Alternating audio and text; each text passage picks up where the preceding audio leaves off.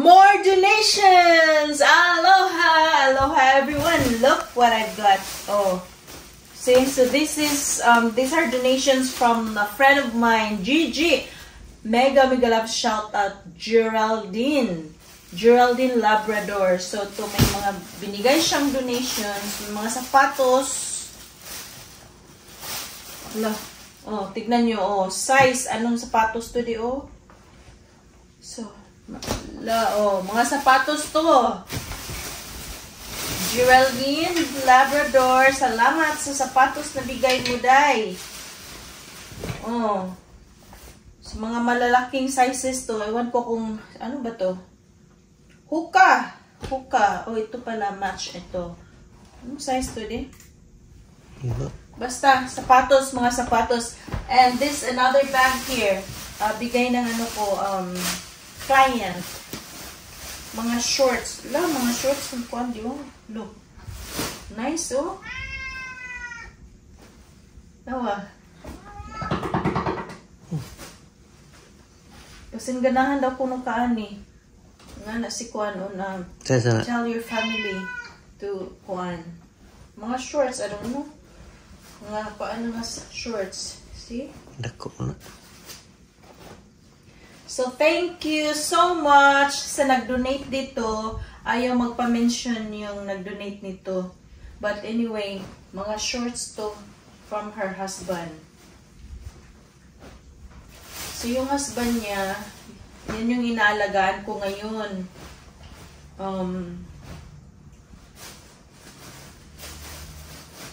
So, I'm so thankful. Ang dami niyang binigay. Actually, marami pa doon sa bahay nila. Napagalitan na nga ako ni Cyrus kasi bakit dala ako ng dala. Ang dami pa talaga, ewan ko. Kasi they're trying to get rid na yung mga gamit, mga kung ano-ano pa. Nagtambak daw doon. So, ako naman, sabi ko mga damit lang ang gusto ko dahil yun nga, ipapadala ko sa Pilipinas. So, ito na, mga shorts to, yung mga, may mga damit din doon, yung unang naibigay niya. Yan, nagtambak pa rin. Wala akong time kasi talagang trabaho ako ngayon para dito sa bahay namin dahil nga malaking gastusin tong hinaharap namin. See, look, di nice di, oh. Ano ba na siya? Mga ano ba di, oh? Oakley. Oakley nga branded. It's a branded shorts. Sabi niya, Grace, ano mo to? Kung gusto ng asawa mo or ng anak mo, magpili daw muna bago daw ipadala sa Pilipinas. Sabi ko, sige, mga akong istorya din yan. Paano na di ay? Hindi man good di, 30, kuan man ni siya. Panguan eh? Ayo. Wala pati kuan. So yun, oh. 33. So, size ni mo? 32. Oh, see? 33, mga ano to, mga branded na shorts. Puro short. Kasi hindi na masusuot. Ang mga pinipili lang kasi na yung mga shorts doon na iwan. Yung mga elastic na, no? Ito kasi hindi siya mag-stretch. Yun nga, nagkaroon ng ano yung asawa niya. So, pinili niya yung mga hindi not stretchable na ano, mga pants and shorts. Sabi niya, sige, bigay mo to sa sabi niya, bigay mo to sa anak mo or sa asawa mo. Sabi ko, sige, ano mo lang sa akin yan. Kung ayaw nila, edi padala ko sa Pilipinas. Yun, so, pipilian lang naman din nito muna ni Cyrus or ni Kuya. Ewan ko kung ganitong short ba gusto ni Kuya. Parang hindi naman. Parang hindi niya. Hindi niya type yung ganitong shorts. Si Daddy. So, marami to ang mga shorts diyo. Oh, sige, pili ka muna dito din. Then, padala natin sa Pilipinas yung the rest. Ang dami kong nagtambak na ano doon. Alam niyo, yung mga chocolates ko doon, baka mag-expired na yun, you know. Hindi ko pa napadala. Busy pa talaga ako. Sorry. So, hindi ko pa na ano. But, pagsisikapan ko, dahil nga, Imagine nyo naman yung trabaho ako ng 18 hours a day. So, yung tulog ko lang, minsan 2 hours lang talaga, ganun. Pero, ito pa rin naman ako. Still survive.